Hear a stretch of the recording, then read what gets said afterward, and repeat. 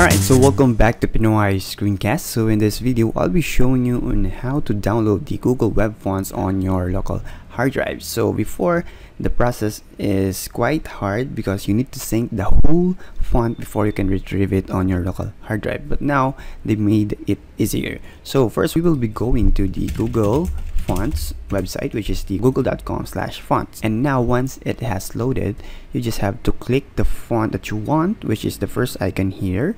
And for example, you want to download this one, and all you need to do is just click the download icon there on the second button there. And now they have this sync Google Fonts to your desktop using SkyFonts. Before, this is the process that I'm doing by syncing it from the Google Code project, and you need to use the Tortoise HG.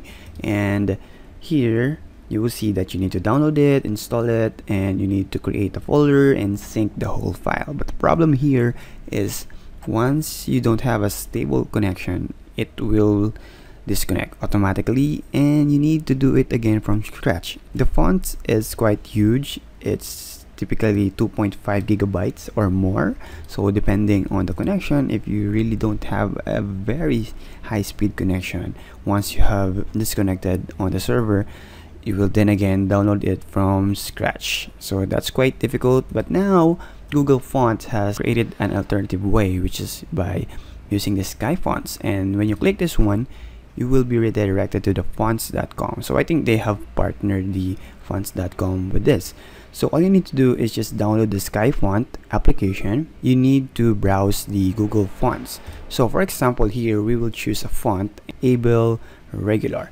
And now what you can do is, once you have installed it, all you need to do is just add this one. And once it is added, as you can see, because I have installed SkyFont, it automatically gives me a notification that it has sync on my application on my local hard drive. So here, all you need to do is, yes, you can choose the font, so it will again redirect you to that site, or you can choose it again. But you can also go to the fonts tab. So here, once you have clicked the fonts tab, you will see that the font activity, which is here, you can see the active fonts on the fonts.com and Google Fonts. So here I have downloaded it from the Google Fonts, and that is the Ubuntu 300 and the Able Regular that I have just downloaded a while ago. In order for you to check the actual true type font, all you need to do is just go to the services and click the manage font. And here, as you can see here, so just click open. It will prompt you a warning, which if you need to delete a Google font, please use the SkyFont delete function rather than moving the font manually from this folder. So you need to go here again on the app. If you want to delete it, you need to choose it here.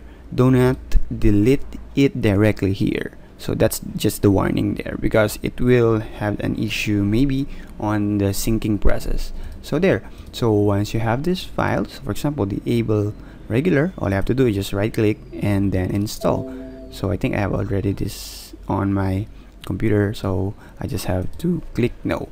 So there, so you can see as easy as that, you can now sync all the fonts that you love on the Google Fonts website. And with that, that is the easiest way so far, I think. But of course, if you really want to download the whole fonts from the server of the Google, you need to do the second process, because here I think there's no process that you can download all the fonts automatically.